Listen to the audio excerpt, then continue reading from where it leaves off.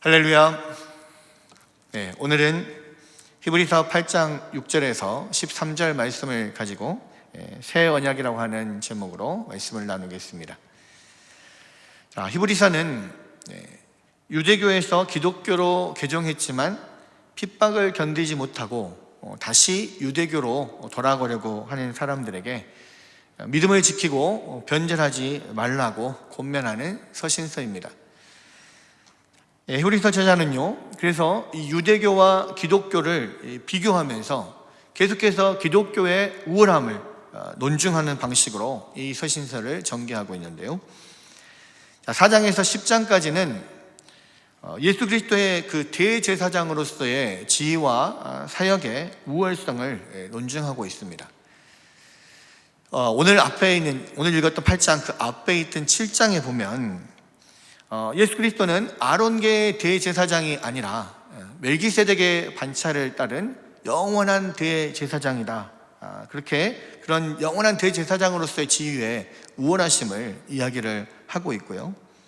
이제 오늘 읽은 이 8장 말씀에서는 그리스도께서 땅에 있는 성소의 대제사장이 아니고 하늘에 있는 성소의 대제사장일 뿐만 아니라 더 좋은 새 언약의 중보자로서의 그런 우월성을 이야기하고 있습니다. 자, 이 8장의 내용을 가장 잘 요약해 놓은 것이 이제 6절인데요. 우리 다 같이 한번 읽어보겠습니다. 자, 시작. 그러나 이제 그는 더 아름다운 직분을 얻으셨으니 그는 더 좋은 약속으로 세우신 더 좋은 언약의 중보자시라. 자, 여기 보면 예수께서 더 아름다운 직분을 얻으셨으니 이렇게 되어 있는데요. 정확히 말하면 아름다운 직분이라기보다는 더 탁월한 직분입니다. 그러니까 무슨 직분입니까? 바로 대제사장의 직분이죠. 그런데 왜 더 탁월한 직분입니까? 그게 8장 1절에서 5절의 내용입니다. 그러니까 바로 예수님은 이 땅의 성소에서 섬기는 대제사장이 아니라 하늘의 성소, 즉 이 땅의 성소의 원형인 참 장막에서 섬기는 대제사장이다. 그렇게 이야기를 하는 거예요. 자, 1절, 2절을 한번 보겠습니다. 8장 1절, 2절. 오늘은 읽지는 않았지만 함께 읽어봅니다. 시작. 지금 우리가 하는 말의 요점은 이러한 대제사장이 우리에게 있다는 것이라. 그는 하늘에서 지극히 크신 이의 보좌 우편에 앉으셨으니 성소와 참 장막에서 섬기는 이시라. 이 장막은 주께서 세우신 것이요 사람이 세우신 것이 아니니라. 여기서 보면 히브리서 저자의 설명에 의하면요, 성소는 두 곳에 있습니다. 즉 하늘의 성소가 있고 땅의 성소가 있어요. 이 땅의 성소에서는 아론의 자손들이 대제사장으로 섬기지만 하늘의 성소에서는 예수 그리스도께서 대제사장으로 섬기신다는 겁니다. 그런데 이 땅의 성소는 사실 모세가 이 하늘의 성소를 보고 본따서 만든 거라는 거예요. 자, 5절을 함께 보겠습니다. 5절. 자, 함께 읽어보겠습니다. 시작. 그들이 섬기는 것은 하늘에 있는 것의 모형과 그림자라. 모세가 장막을 지으려 할 때에 지시하심을 얻음과 같으니 이르시되 삼가 모든 것을 산에서 내게 보이던 본을 따라 지으라 하셨느니라.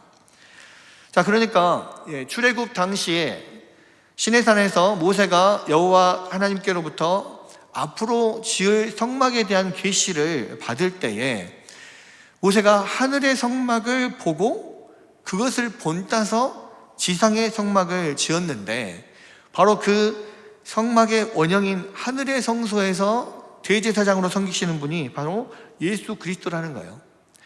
그러니까 예수께서 진짜 원조 하늘 성소에 있는 원조 대제사장이시라는 거고, 이 아론의 자손들인 지상의 대제사장들은 그 하늘의 성소, 진짜 원조의 그 성소의 모양과 그림자일 뿐이라 이렇게 이야기를 하는 거예요.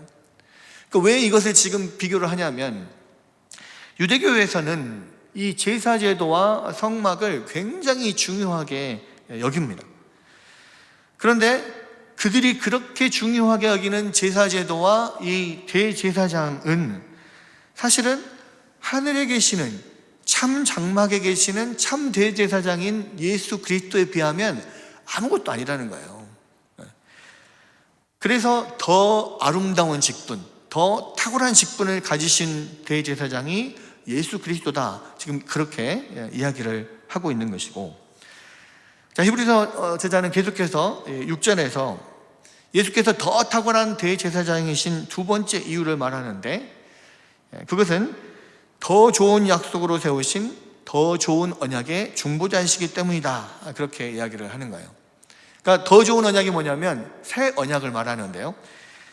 그래서 이 8절에서 12절까지는 예레미야 31장 31절에서 34절을 말씀을 인용해서 예수께서 더 좋은 언약, 즉 새 언약의 중보자이시라고 하는 것을 지금 논증을 하고 있는 겁니다. 여호와께서 예레미야 선지자를 통해서 이스라엘과 새 언약을 맺으시겠다, 이렇게 말씀을 하셨는데, 자, 히브리서 저자는 7절에서 이렇게 이야기합니다. 저 첫 언약이 무음하였더라면 둘째 것을 요구할 일이 없었으려니와.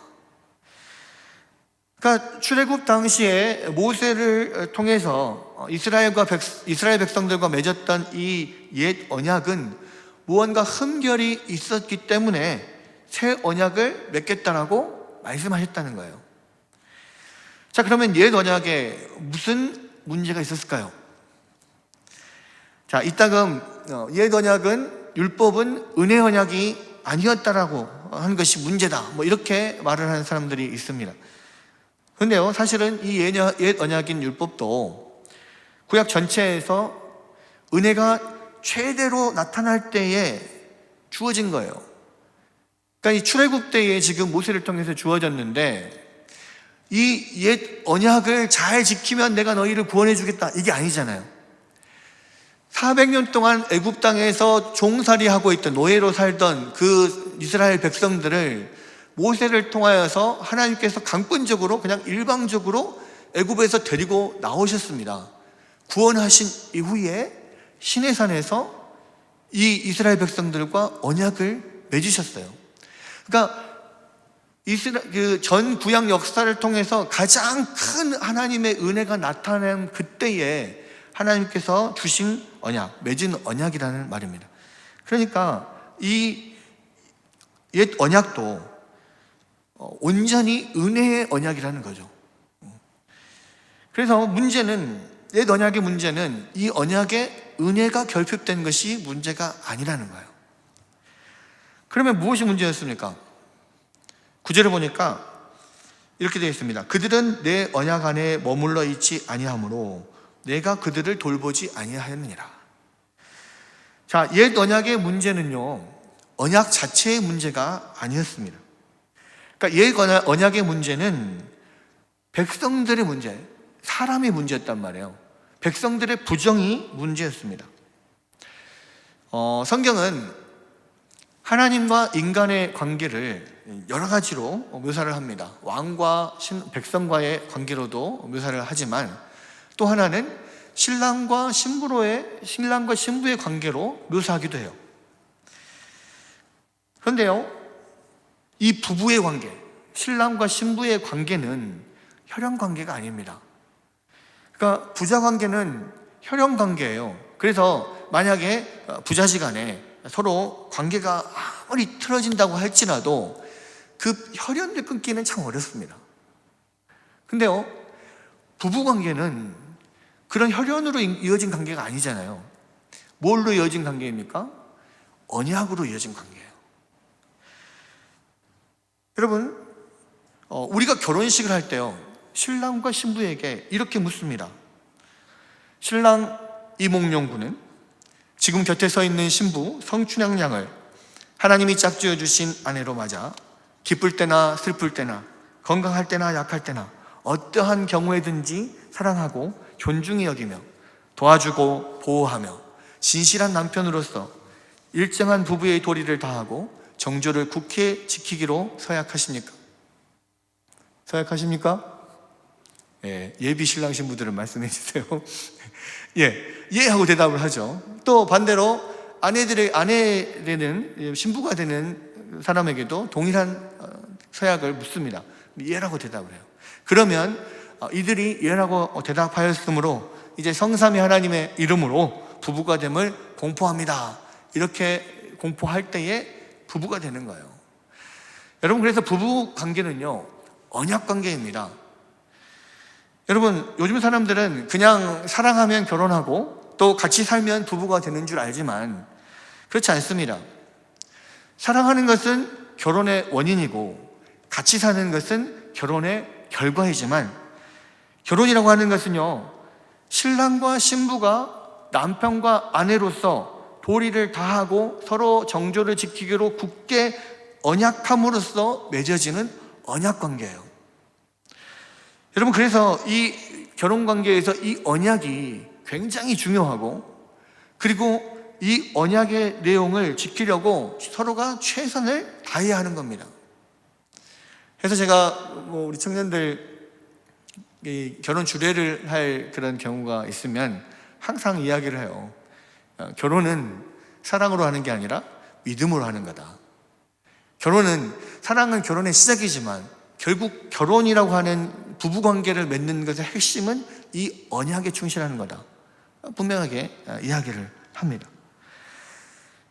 여러분, 그러나 불행히도 부부관계에서 어느 한쪽이 이 언약의 내용을 깨뜨리면 더 이상 관계를 유지할 수가 없게 돼요.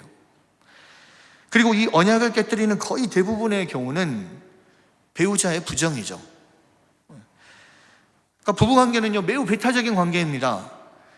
그래서 부부가 서로의 배우자 외에 다른 어떤 사람들을 사랑하거나 또 다른 사람과 어떤 성적인 관계를 맺거나 이런 것들을 절대로 용납할 수가 없죠. 이것이 깨어지면, 부부로서의 이 도리, 또 서로에 대한 정조, 이것이 깨어지면요, 부부관계가 더 이상 유지될 수가 없는 거예요. 여러분, 근데 구약을 읽어보면 이 하나님과 이스라엘 백성들이 신랑과 신부로서 언약관계에 들어와 있는데, 이스라엘 백성들, 신부된 이스라엘 백성들이 신랑 대신 여호와 하나님을 배반하고 끊임없이 다른 우상을 숭배하고 또 끊임없이 불순종하는 것을 반복합니다. 예레미야 3장 2절에 보면요, 예레미야 선지자는 이스라엘 사람 백성들을 간통한 아내에 비유하면서 이렇게 말을 하는데요, 내 눈을 들어 헐벗은 산을 보라. 내가 행음하지 아니한 곳이 어디 있느냐? 내가 길가에 앉아 사람들을 기다린 것이 광야에 있는 아라바 사람 같아서 음란과 행악으로 이 땅을 더럽혔도다. 신랑 대신 하나님을 배반하고 다른 우상을 계속해서 섬겨요. 얼마나 많은 우상 숭배가 있었던지 온 산에 있는 그냥 우상들을 다 섬기고 길가에서 행음할 사람을 기다리는 그런 창녀와 같이 그렇게 우상 숭배를 했단 말이에요. 그럼 그 결과 어떻게 되었습니까?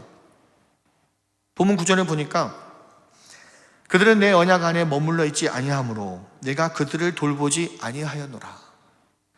그러니까 지금 하나님과의 그런 언약 관계를 지금 계속해서 깨뜨리고 우상 숭배를 통하여서 하나님께 불순종하고 하나님을 배반하고 이런 일들을 계속합니다. 언약 안에 들어있는 행동이 아니잖아요. 그러니까 이들이 내 언약 안에 거하지 아니하므로 내가 그들을 돌보지 아니하였다. 그들을 돌보지 아니하였다는 말은 무슨 말입니까? 하나님의 인도와 보호를 거두어 가신 거예요. 여러분, 그러면 어떻게 됩니까? 이스라엘 백성들에게서 하나님의 인도와 보호를 거두어 가버리시면 어떻게 돼요? 큰일 나는 거죠.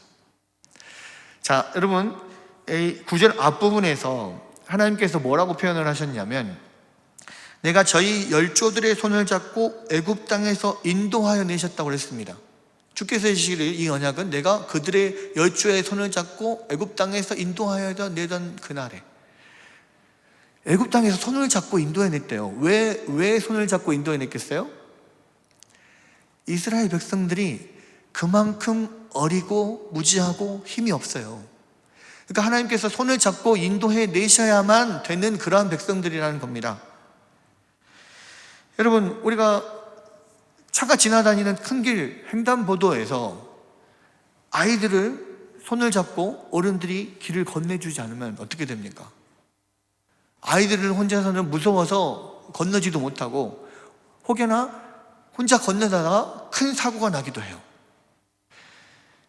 여러분, 손을 잡고 간다는 것은 바로 그런 걸 의미해요. 이 아이가 혼자서 할 수 있는 능력이 없단 말이에요. 부모의, 어른들의 인도와 보호가 꼭 필요한 그런 연약한 아이들이라는 것입니다. 이스라엘 백성들이 그런 아이들이에요. 하나님께서 그런데 그 손을 놓아버리시고 그 인도와 보호를 거두어 가시면 어떻게 됩니까? 큰 사고가 나는 거죠. 여러분, 이건 그냥 상식에 관한 이야기인데, 여러분, 우리 어렸을 때 어린 아이들, 지금도 마찬가지지만 차도를 건널 때, 횡단보도를 건널 때 손을 들고 건너라고 합니다. 네. 여러분들 왜 손을 들고 건너라고 하시는지 아십니까? 네. 그냥 들고 걸으라 하니까 걷는 거예요? 왜 손을 들고 걸으라고 하냐면, 아이들은 키가 작아요. 그래서 차 안에서 보면 이 아이들이 보이지를 않는 거예요. 키가 작으니까. 근데 손을 들면 어떻게 됩니까? 키가 2배로 커지는 거잖아요. 이 팔만큼 커지는 거예요. 그래서 이 운전자가 잘 볼 수 있도록 손을 들고 주위를 살피고 건너라는 것입니다. 그게 이제 아이들에게 안전장치인데, 여러분, 아무리 손을 들고 자기가 걷는다 해도 하나님의 보호와 인도하심이 없어져 버리면요, 큰일 나는 거예요. 사고 나는 겁니다. 결국 어떻게 됐어요? 이스라엘 백성들은 자기들이 잘나고 똑똑하고 그래서 출애굽도 하고 가나안 땅에도 들어가고 정복하고 그런지 알지만, 사실은 이 어리고 무지한 백성들을 하나님께서 어여삐 여기셔서 그들을 계속해서 손잡고 인도하고 보호하셨기 때문에 여기까지 올 수 있었던 겁니다. 그런데 이제 우상숭배와 불순종을 통하여서 끊임없이 그 언약을 깨뜨려버린 그들에게 인도와 보호가 없어지니까, 하나님께서 더 이상 돌보지 않으시니까 어떻게 됩니까? 북이스라엘은 아수르에, 남유다는 바벨론에 망하고 온 민족이 뿔뿔이 다 흩어지는 대형 사고가 터지는 거예요. 여러분, 우리도 마찬가지입니다. 우리가 잘나고 뛰어나서 뭔가 이 세상에서 큰 일을 하고, 또 우리 교회에서 하나님 앞에서 여러 가지 일들을 하고 그런지 알아요. 그게 나의 어떤 능력과 또 나의 열심으로 되는 것인 줄 압니다. 근데 그렇지 않아요. 우리는 하나님 앞에서 이스라엘 백성들과 같이 여전히 어리고 무지한 백성들이에요. 하나님의 은혜가 우리를 인도하지 않으면, 하나님의 은혜의 손길이 우리를 붙잡아서 이끌어가지 않으시면 우리는 아무것도 할 수 없고 패망할 백성들의 다름없다는 것을 우리는 알아야 합니다. 여러분, 그래서 우리가 하나님을 붙들 수밖에 없어요. 하나님의 언약을 붙들 수밖에 없는 겁니다.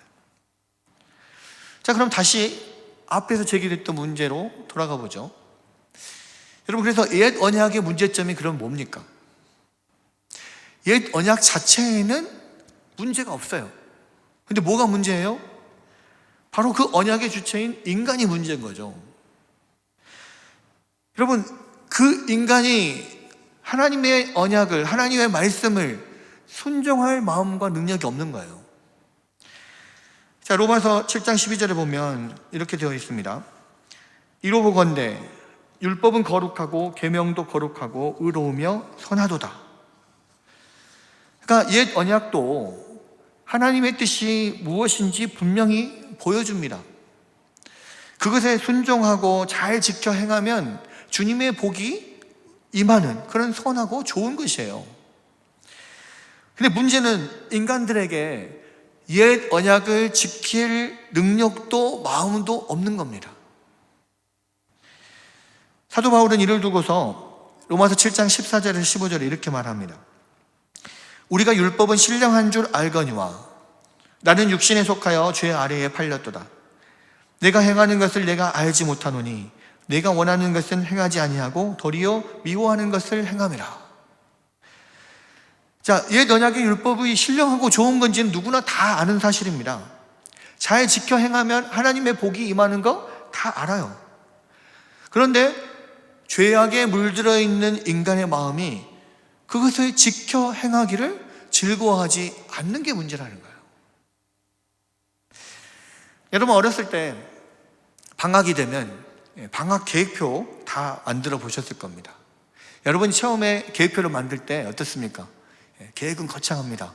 아침에 일찍 일어나야지. 아침에 7시에 기상, 아침 운동을 하고 8시에 밥을 먹고 이 9시부터 오전에 영어도 하고 수학도 하고 방학 숙제를 해요. 점심을 먹고 그 다음에 남은 방학 숙제를 하고 그 다음에 운동을 하고 저녁을 먹고 TV 시청 약단하고 독서를 하겠다. 뭐 이렇게 해서 10시에 취침, 이런 식으로 아주 건강하고 유익한 방학 계획표를 많이 짜봤을 겁니다. 그런데 여러분, 이대로만 규칙적으로 방학 동안에 다 하면 어떻게 될까요? 다음 학기에 성적도 좋아지고 건강도 좋아지고 아주 훌륭한 방학을 지낼 수 있을 거예요. 그런데 현실은 어떻습니까? 아침 7시 기상이요? 12시 안에만 일어나면 다행입니다.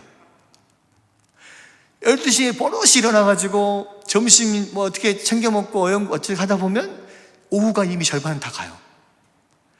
그러면 이제 숙제 좀 한다고 이렇게 앉아있으면 막 좀이 쑤십니다. 그럼 이제 나와가지고 머리를 식힐 겸 TV를 틀어요. 갑자기 TV에서 재미있는 예능 프로그램을 하네? 그거 좀 보다 보면 2-3시간 금방 후딱 지나갑니다.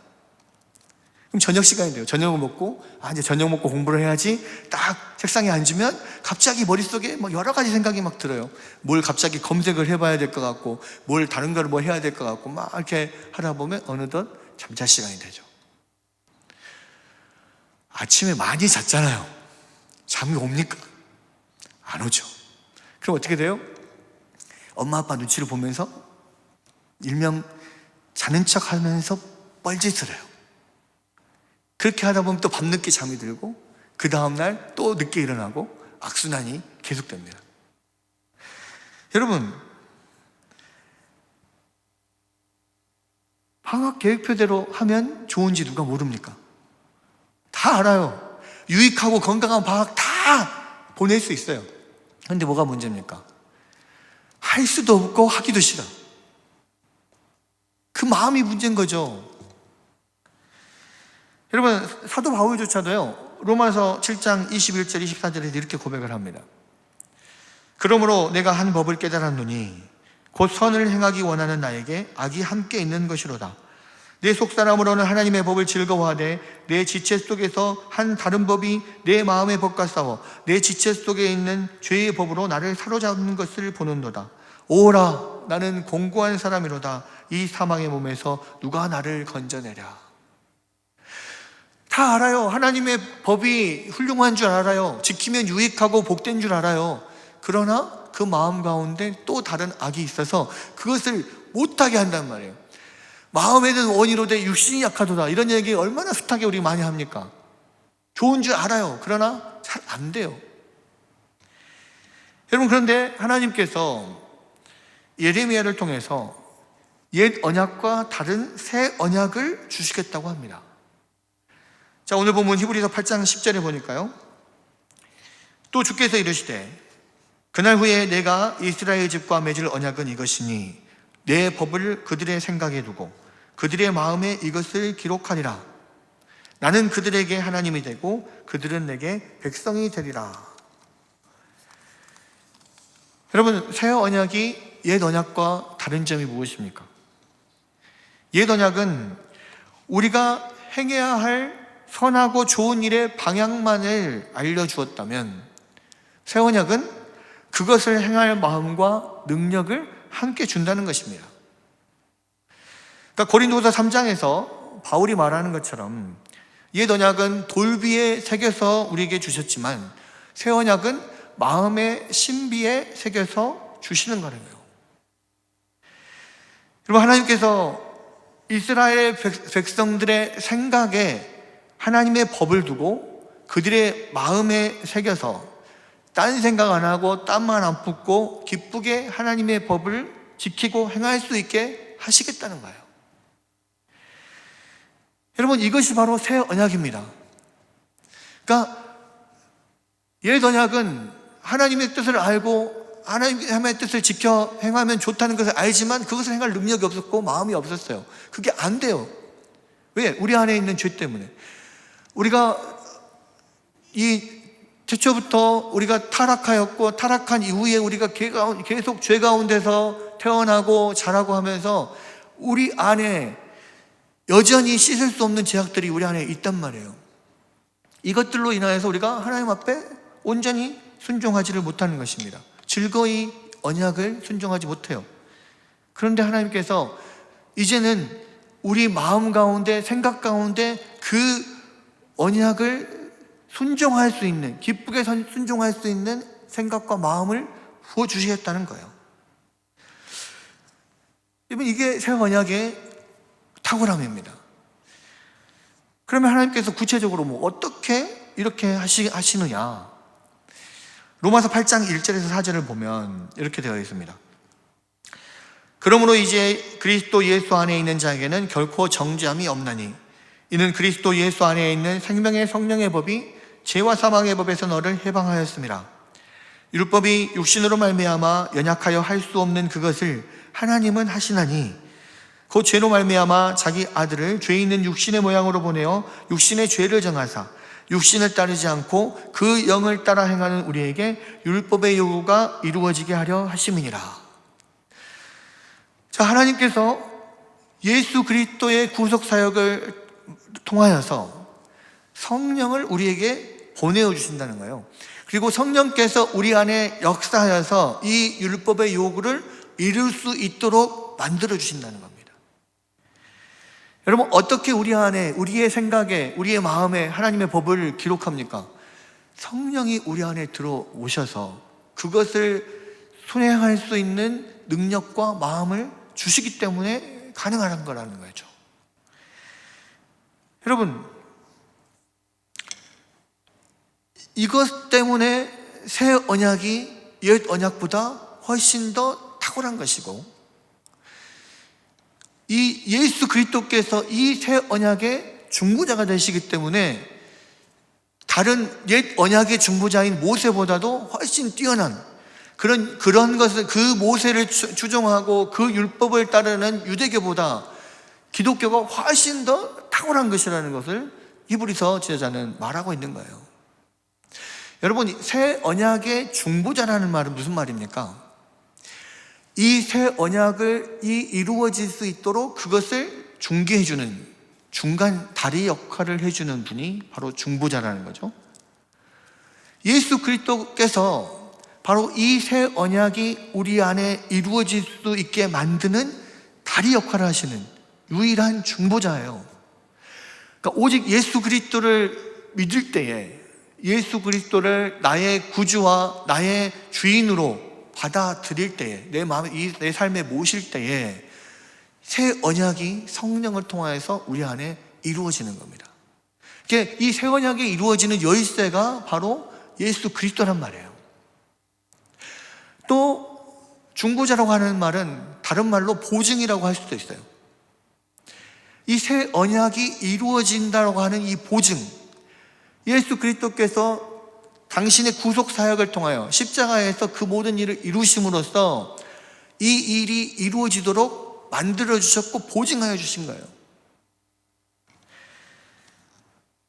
여러분, 그래서 우리 안에서는 지금 예수 그리스도를 믿는 모든 사람들에게 이 새 언약이 이루어지고 있는 겁니다.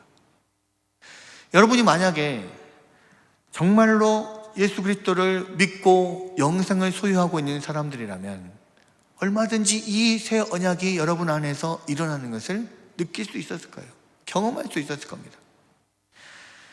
여러분, 무슨 말입니까? 은혜가 임하기 전에, 하나님의 은혜가 내게 임하기 전에는 전에 결코 원하지 않았던 그런 것들이 예수님을 알고 은혜가 내 마음에 임하니까 이제는 반대로 그것을 하고 싶어지는 그런 경험들이 우리 안에 있단 말이에요. 여러분, 우리가 은혜 받지 못하면 어떻게 됩니까? 예배 시간에 주일날 의무감에 그냥 꾸역꾸역 예배를 참석했어요. 그런데 은혜를 받고 나면 어떻게 됩니까? 성령이 우리 안에 오시면 어떤 일이 일어납니까? 예배에 나오는 게 재밌어요. 예배에 참여하고 싶어요. 옛날에는 하나님 말씀을 들으면, 목사님 말씀을 들으면 막 졸리기만 했어요.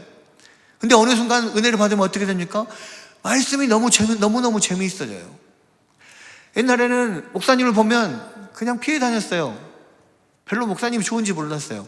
그런데 어느 순간 은혜를 받으면 어떻게 됩니까? 말씀을 전해주시는 그 목사님 너무 좋아져요. 가서 그냥 악수라도 한번 하고 싶고, 뭐라고 한마디 말도 걸어보고 싶고, 그래요. 그런 마음이 듭니다. 이게 성령이 우리 안에 역사하셔서 일어나는 일이에요. 특별히 말씀에 관련돼서도 마찬가지인데요. 옛날에는 올해는 성경 일독을 한번 해보자. 마음 가운데 새해 초에 결심을 하고 성경을 딱 펴서 읽으려고 하면 그 순간 어떻게 됩니까? 검은 것은 글씨고 흰 것은 종이고, 성경 말씀은 막 그냥 둥둥둥 떠다니고 하나도 머릿속으로 들어오지 않아요. 뭔 말인지 하나도 모르겠어요. 그런데 성령이 임하면, 은혜를 받으면 어떻게 됩니까? 말씀에 막 빨려 들어갈 것처럼 말씀이 눈에 확 들어오고 집중을 하게 되고 너무너무 재밌어져요. 여러분, 그런 경험 안 해보셨습니까? 여러분, 그렇다면, 만약에 여러분에게 그런 경험이 없다면 여러분, 큰일 나는 겁니다. 새 언약이 이루어지지 않고 있는 거예요. 지금 성령께서 여러분 안에서 지금 역사한 적이 없게 되는 겁니다. 여러분, 이 10절에서요, 우리가 좀 주목해서 볼 필요가 있어요. 뭐냐면, 이 10절에서 말하고 있는 그 순서에 좀 주목해 봐야 되는데, 여기서 뭡니까? 내 법을 그들의 생각에 두고 그들의 마음에 이것을 기록하리라. 내 법을 그들의 생각에 두고 그들의 마음에 이것을 기록하리라. 이게 새 언약이 우리 가운데 주어지는 순서인데요. 물론 히브리적 표현에는 똑같은 내용의 그런 구절을 두 번 반복하면서 그냥 강조하는 그런 용법들이 있습니다. 그래서 하나님의 법을 생각에 두고 또 그들의 마음의 법을 기록한다라고 하는 것은 같은 이야기를 두 번 반복해서 강조하는 그런 기법이다, 이렇게 생각할 수도 있어요. 그러나 여러분, 실제로 성령께서 역사하시는 순서는 말씀이 머리에서 이해된 후에 가슴으로 내려와 마음에 역사하여 행동으로 이르는 그런 순서로 성령이 역사하신단 말이에요. 어떤 사람은 그렇게 말합니다. 나는 머리의 신앙을 원하지 않고 나는 가슴의 신앙을 원한다. 근데 여러분, 이것은 불가능해요. 왜냐? 성령의 역사는요, 절대 가슴에서부터 먼저 역사하지 않아요.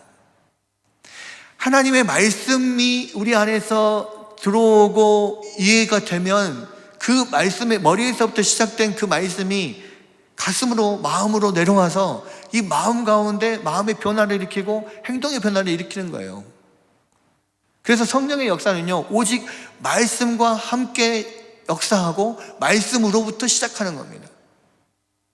기독교가 왜 말씀의 종교이겠습니까? 바로 이 성령께서 역사하는 순서가 그러하기 때문에 그래요. 여러분, 물론 마음에는 아무런 감동이 없이 그냥 머릿속으로, 생각으로만 이해하는 것도 가능은 합니다. 그래서 순전히 지식으로만, 어떤 진리에 대한 동의로, 지적 동의만 가질 수 있어요. 그것으로는 구원받는 믿음에 이르지 못해요. 그러나 분명한 것은요, 가장 먼저 말씀이 우리 안에 들어와서 우리가 그것을 이해하기 시작할 때, 그 말씀을 붙들기 시작할 때, 거기에서부터 성령이 역사하셔서 우리의 마음을 변화시키고 우리의 삶을 변화시키는 데까지 성령께서 역사하고 그렇게 새 언약이 우리 안에 이루어진다는 것을 우리는 알아야 된다는 것입니다. 여러분, 그래서요, 요한복음 17장 3절에 보면 영생은 유일하신 참 하나님과 그가 보내신 자 예수 그리스도를 아는 것이니다, 이렇게 이야기를 해요. 무슨 이야기입니까? 영생은 뭐라고요? 아는 거예요. 무엇을 아는 겁니까? 하나님과 예수 그리스도를 아는 것이 영생이다, 이렇게 이야기했습니다. 칼빈은 이 구절을 가지고, 그래서 이 영생이라고 하는 것은 곧 믿음인데, 칼빈이 말하기를 믿음은 지식이다 그랬어요. 무슨 지식이냐? 믿음은 하나님을 아는 지식이다. 믿음은 어디에서 나옵니까? 말씀에서 나오는 거예요. 여러분, 믿음은 말씀을 들으면서 나고, 이 말씀은 그리스도의 말씀을 듣는 것에서 나는 거잖아요. 여러분, 그래서 믿음을 갖는다는 것은 결국 하나님을 아는 지식이 많아짐으로써 그 안에서 성령이 역사함으로 생기는 거예요. 여러분,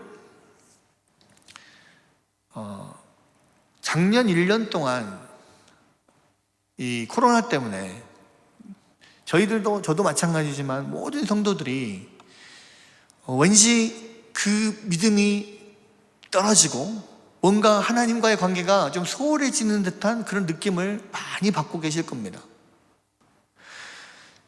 여러분, 예배를 우리가 영상으로 드린다고 하지만 여러분 드려봐서 알잖아요. 현장에 나와서 예배를 드리는 것과 영상으로 예배를 드리는 것은 엄청난 차이가 있어요. 여러분, 계속해서 영상으로 예배를 드리고 교회를 잘 안 오고 하다 보니까 어떻게 됩니까? 자연히 마음이 멀어지는 거예요. 여러분, 눈에서 멀어지면 마음에서도 멀어진다라는 그런 이야기가 있죠. 그게 인지상정입니다. 인간의 마음은 다 똑같아요. 하나님과의 관계도 마찬가지입니다. 여러분, 작년 1년 동안 제가 느끼기로도 우리 성도들, 또 저 자신조차도 하나님과 많이 멀어진 느낌을 받아요. 코로나로 인해서. 여러분, 이제 2021년에는요 어떠한 일이 있어도 하나님과의 관계를 다시 회복해야 합니다. 우리 안에서 영적인 부흥이 2021년에 일어나지 않으면요 교회는 이제 소망이 없어요. 1년은 코로나 때문에 그랬다 칩니다. 그런데 이게 계속돼서 2021년까지 2년 동안 만약에 똑같은 방식으로 그렇게 우리가 처져 있고 그렇게 신앙의 진보가 없으면요 정말 믿음이 연약한 자들은 다 떨어져 나가게 돼 있어요.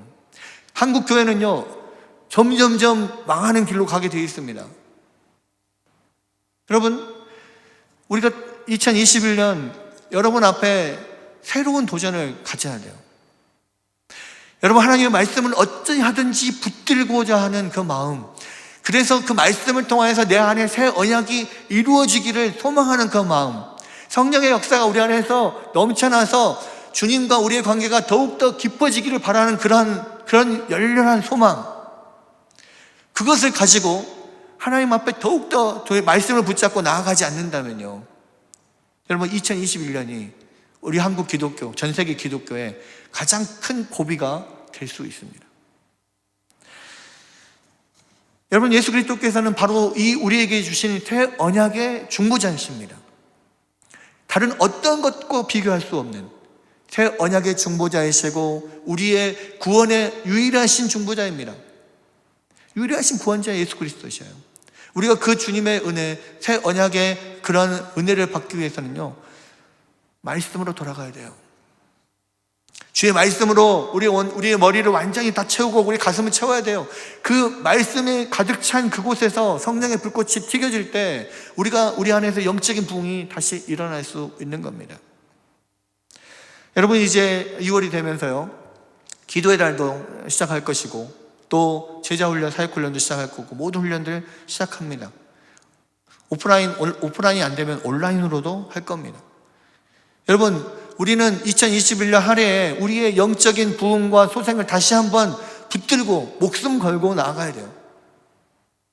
여러분, 이 말씀을 기억하면서 여러분 안에 2021년 한 해 정말로 새로운 영적인 부흥이 일어나고 이것으로 인하여서 오히려 위기가 기회가 되고 한국교회가 부흥하는 놀라운 역사가 일어나기를 주의 이름으로 축원합니다.